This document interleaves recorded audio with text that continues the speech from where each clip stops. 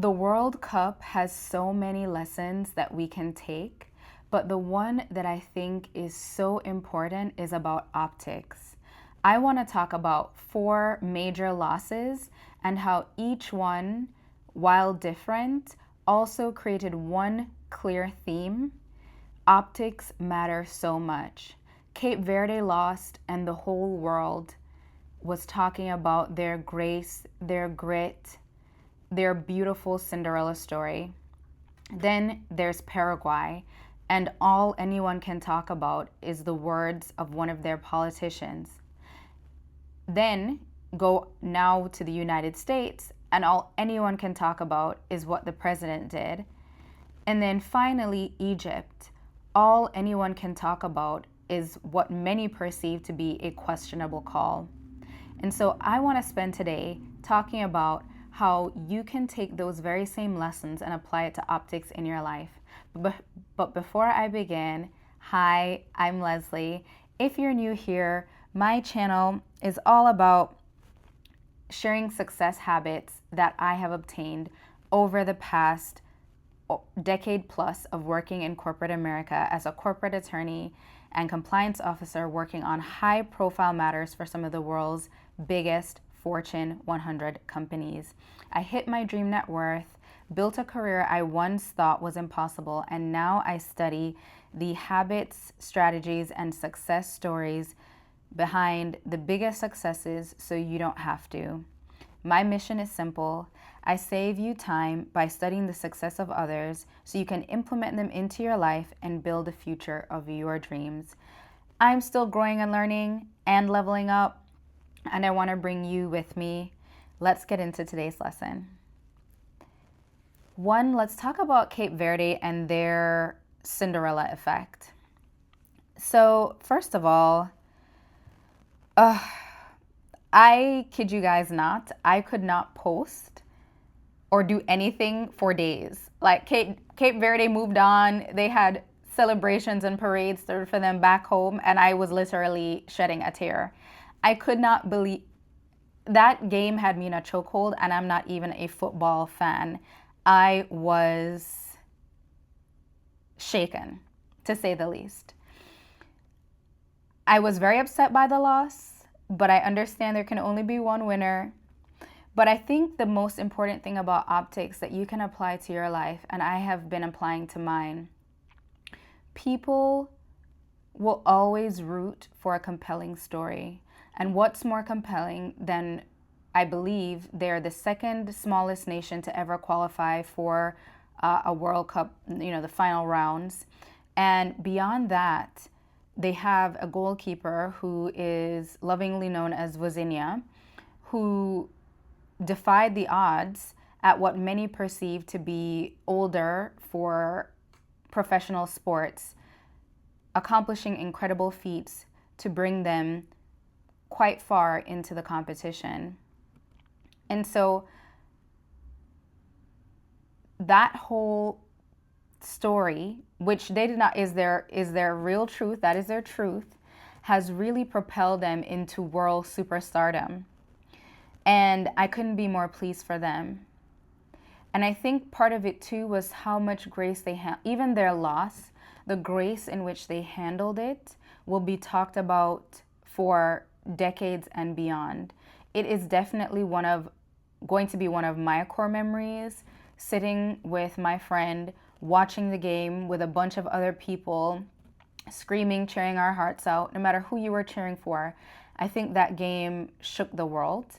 And I will always take the lesson from them that the grace that you show, even in perceived losses, matters so much. And because they had so much grace, the world continues to cheer for them, even though they're no longer in the competition.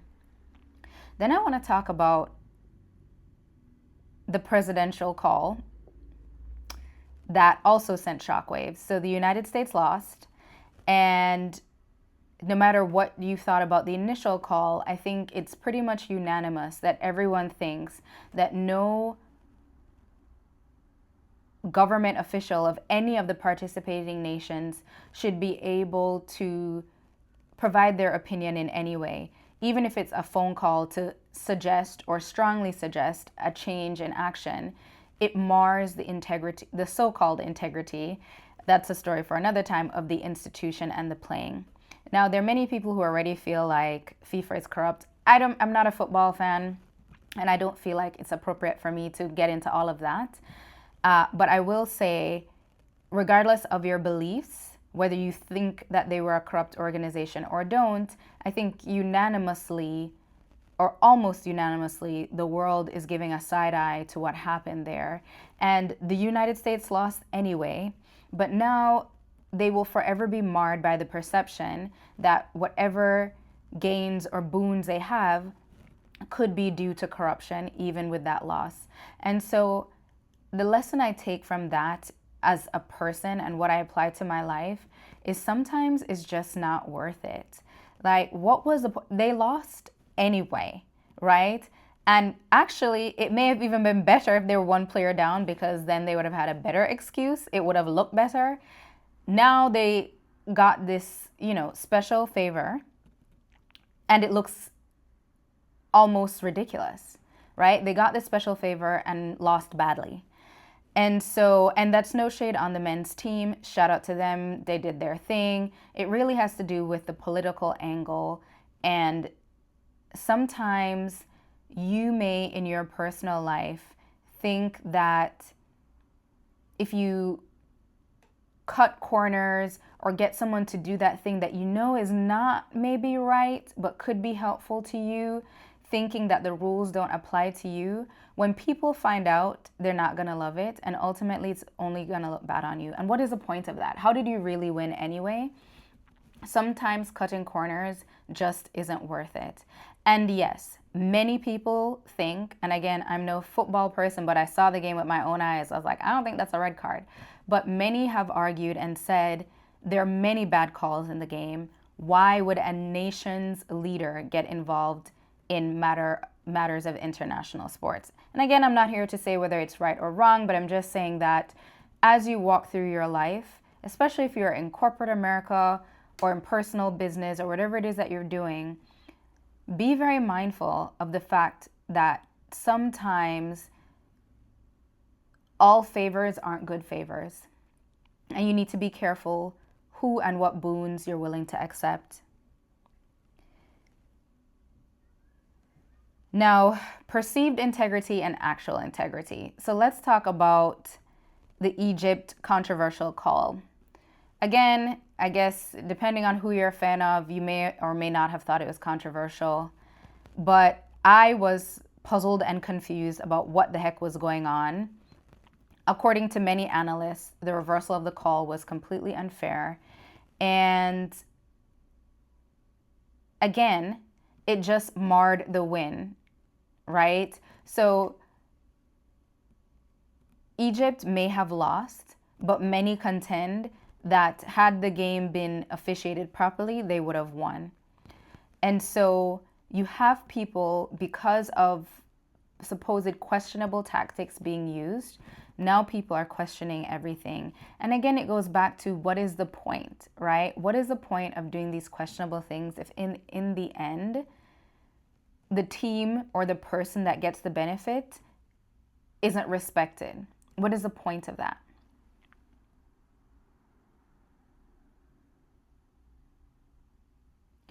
Optics is really a skill. It really is.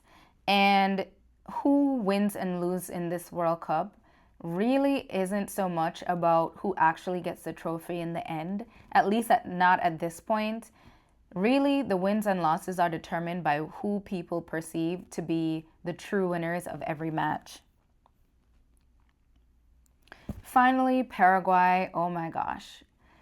The statements made by the Paraguayan Politico, I believe she's a senator, she made those statements, and then after having an opportunity to reflect, to potentially apologize, doubled down on those statements, and then in revert try to flip the script and ask for an apology, just shows how a lack of grace and a lack of ethics, a lack of accountability really can mar everything. I genuinely do not remember who the heck won or lost in the Paraguay game, but I do remember the senator's words and her behavior. And anytime I hear about the Paraguayan team, I will always think about her, which is sad and unfortunate because I'm sure the players are great, the people are great, but it just goes to show you if you have a company, a corporation, a business, one bad leader, one bad manager can ruin everything for everyone. And sometimes it just shows you how careful you have to be about who you have around you.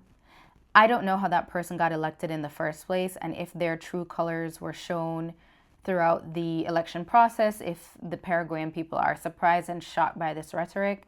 Regardless of how they feel or how it is, the world is shocked. And I would say that if you manage a team, if you want to manage a team, if you want to build your own business, it's so important to know who your people are. Not just what they say they stand for, but watch their behaviors. Watch who they associate with. Watch what they think, what they say. Because at the end of the day, those people represent you.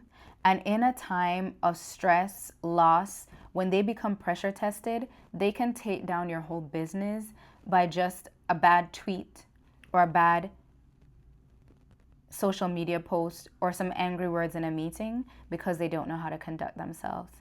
So anyway, I just wanted to share those quick lessons with you guys. I believe there's a lesson that can be gained from anything. I put that post up on my page the other day, and I truly believe it. And I hope you'll continue to follow along this journey with me. Please like, comment, share, and subscribe. Thank you for much